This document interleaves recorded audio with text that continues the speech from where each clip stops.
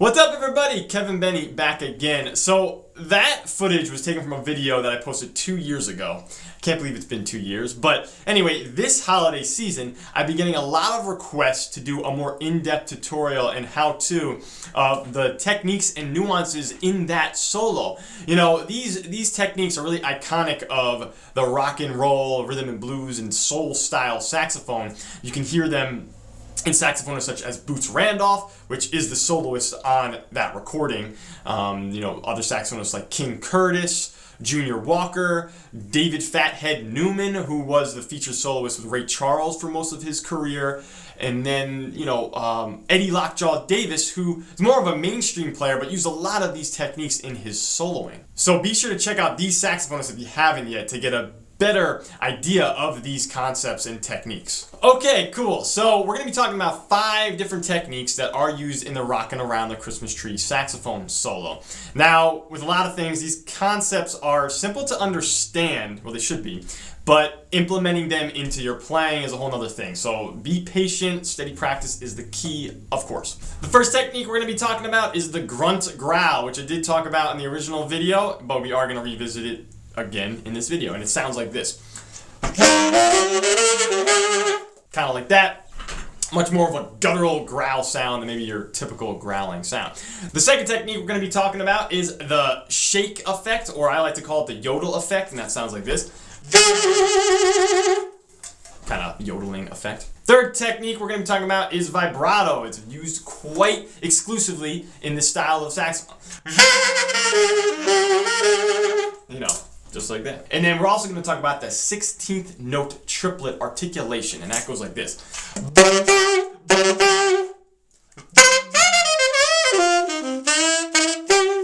And then finally, if you're an alto player, be sure to stick around to the end. I'm going to be talking about some fingerings that's going to make your alto sound a bit more tenorish, because this style of music doesn't really give the alto saxophone so much love. So being able to get a little bit more beef out of the instrument that can withstand specifically the grunt growl really helps on the alto saxophone. Okay, let's get into it. So the grunt growl effect, if you're used to doing a growl, which is simply humming while you play, you're basically just humming while you play. And the way to practice that, as I originally talked about in the first video, is just first put the sound in your throat, or hum,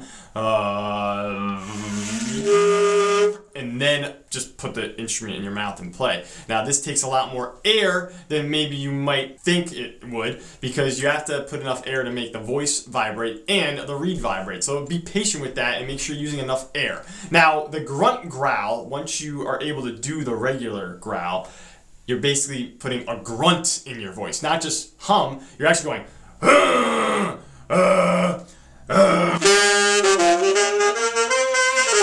so it gets a lot more of that, like, iconic sound of the era playing rock and roll saxophone.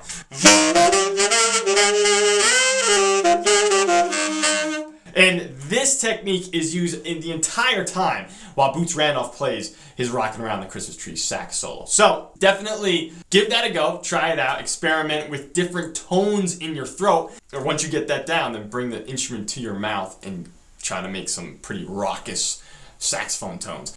Okay, so the next technique we're going to talk about is the shake effect, or what I like to call the Yodel effect. It's going to be different for tenor and alto saxophone, but it's achieved by a certain fingering.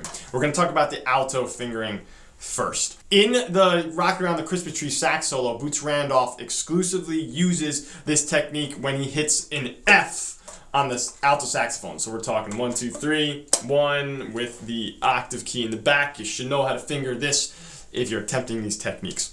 So to get this effect, you need to finger this F a certain way. So you start with 1, 2, 3, just regular F fingering. And then what you're going to do is you're going to want to put down the C key, okay? The low C key right there, and your B flat, low B flat spatula key down there. So you're basically fingering a low B flat with the octave key and without the E key and the D key. That is the fingering for the shake effect on the F. Okay, and it sounds like this. So you get this kind of like whoa, whoa, whoa, this yodeling effect, I think, what it sounds like. And the way you want to get that effect is also by moving your jaw. This is simply just moving your jaw up and down, pretty drastically, and in this case, quickly. Wah, wah, wah. I'm going yeah, yeah, yeah, yeah, yeah, yeah, yeah, yeah, yeah, yeah with my mouth. You can see my jaw moving. I'm not doing anything else. I'm not doing anything with my tongue. It's literally the jaw is just going up and down, up and down. But to make sure you're getting a good sound, always use a lot of air. Most of these techniques, you got to use a lot of air, especially in rock saxophone. In general, that is a pretty loud style of saxophone. So more air is going to solve a lot of the problems. Okay, so for the tenor, it's very similar, but we're using a high B flat. That's the note that Boots Randolph is playing when he does this yodel effect, okay?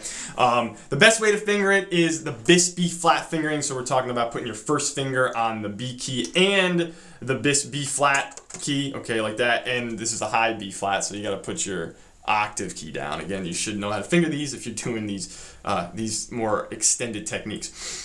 Then we got to put down a few more fingers to get this yodel effect. It could be different depending on your horn, but what works is you want to put down your entire right hand, so your F key, your E key, and your D key. You know, you're still leaving up the fingers, or at least the A key and the G key. You're just leaving those up in your left hand and putting down F, E, and D. Then you're putting down your C key and your B flat key, okay? Your low B flat spatula key. So basically, you're putting down every finger except your A key here and your G key here, okay? Now this one could be a little squirrely, and you might need to take off the C key, but for me, the C key works, and it's gonna be the same thing.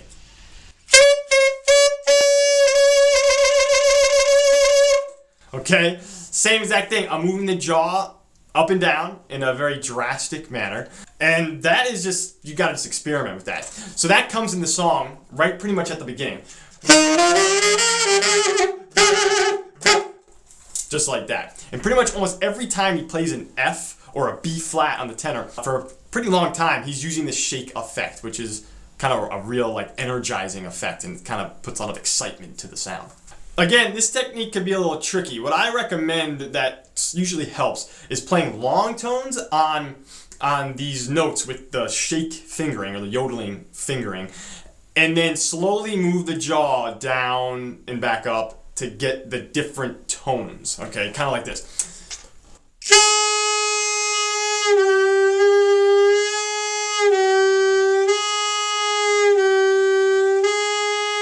Okay, and I kind of messed up in the beginning. I had to use more air to make sure I got that second tone out. Okay, so be patient with this, and as you do that, you can start speeding it up. And then just go crazy. Have fun with it.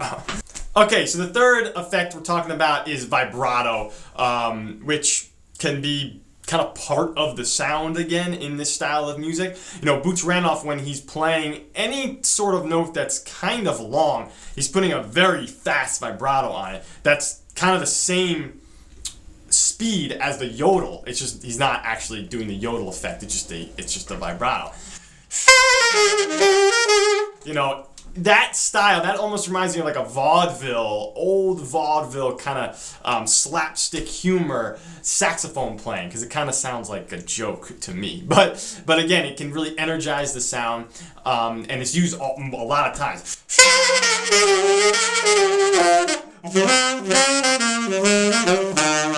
You know, it's all in there the whole time, and it's very stylistically appropriate for this style of saxophone. This is more a concept thing. How to do vibrato, it's the same way you're doing the shake. It's with the jaw. You know, you're going va va va va va va really fast. And it's mainly just the jaw motion. You don't want to really focus too much on the tongue or the throat or anything, because you know, you can actually start affecting the tone in not the most optimal way. So experiment with just going up and down with the jaw and doing it like all the time while you're playing. And it really, between that and the grunt growl effect, you really start to get the sound of that rock and roll saxophone, in my opinion. Okay, so just be patient with that and do your best. Okay, so the fourth technique we're talking about is the 16th note triplet articulation, and that sounds like this.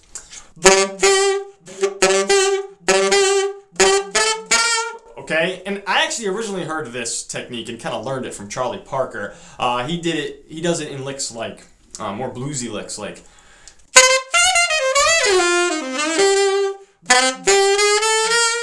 You know, stuff like that. Now, that's achieved with, of course, a tongue, which is used to articulate the saxophone. Usually, you articulate the saxophone with just one motion, a ta-ta-ta, or a da-da-da motion with the tip of the tongue, or just the fatty part just behind the tip of the tongue to hit the reed. This articulation, you're going ta-la-ta, okay? You're actually going up, down, and then hitting it back again, which will give you the 3 notes of the 16th note triplet. Definitely an interesting articulation that you're usually never taught. But that is what's happening. You're going pa pa pa, ta la la, ta la la. Okay? This takes a lot of practice to get down and to get it quick enough so you can do it in this within basically a half beat. And that's what he does. So when Boots Randolph plays it, on the alto he's playing a low E to a high E. Okay, which will put the tenor at an A, I believe, so low A to high A. Da-da-da, da-da-da-da, just like that. So the only way to practice this is to practice it slow. Try to just get comfortable with this technique of going up and down on the mouthpiece. Now, some people can do this effect without going up and down, but I'm telling you, the way that they are doing it is like that. Especially when I listen to Charlie Parker doing it. It's going up and down in this really fast motion, okay? Some people get this effect by going left and right on the reed. They kind of go ticka-da-da, la-la-la. They kind of do that. But that gets kind of a smearing effect, and I think that the up and down gives you a lot more crispness to the articulation. Okay, so be patient with that, of course, and just keep practicing slowly speed it up, and you should be able to do that technique. All right, the 5th technique, and this is for the alto saxophonist. I appreciate you staying until the end here. We're talking about trying to get a more tenorish vibe on the alto saxophone. And this is mainly going to be affecting the short tube notes on the instrument, like C, B, B flat. And this solo, Rock Around the Christmas Tree solo, it's really only using C and B flat. So we're taking these short tube fingerings, and we're going to put them down into the horns. Give them a long tube fingering. So we're talking about C, okay? We're going to instead of using the normal C fingering, we're going to bring it down and finger the low C fingering with the octave key, okay? And that will sound like this. Okay, that definitely, I think everyone can agree that will sound a lot more like a tenor saxophone than your normal C fingering, okay? Beginning of the Rock Around the Christmas Tree solo starts with that C. And again, you're going to use that low C or long tube fingering for the C. Put that with a grunt growl. You know, you really start to get that tenorish vibe. The other note that you're going to use with the long tube fingering in this solo is your B flat. We're going to bring that down to low B flat, okay, with the octave key.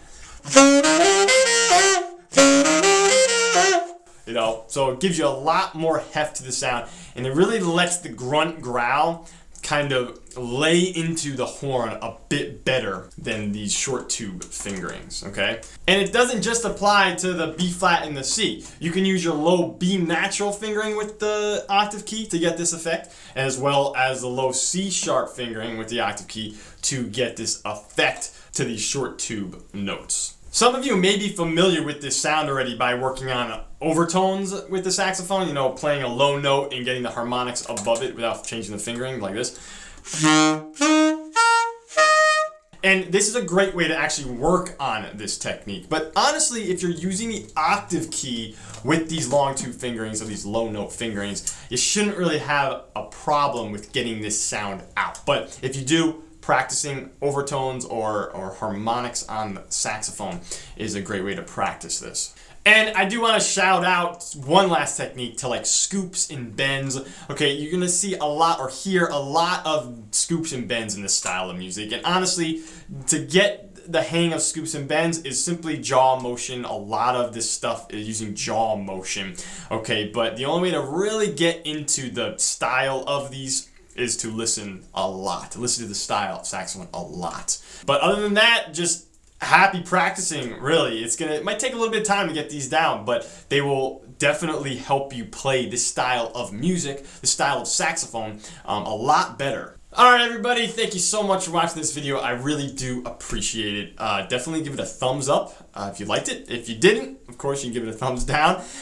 Please, definitely comment under the description. Let me know how these techniques are working out for you, or if you have any questions at all. Don't forget to sign up and be part of the crew with the link in the description below. When you sign up, you're going to get some free sheet music that's really going to help out with intonation, technique, and tone, and other stuff with the saxophone, okay? And when you sign up, you will be getting some free tips and tricks from me from time to time. I want to take this time to wish everybody a Merry Christmas, Happy Holidays, safe holidays, and Happy New Year. Bringing in 2020 with a bang. Hope everyone's close to the year is going to be great. And as always, stay inspired. I'm going to go teach this reindeer how to play some saxophone.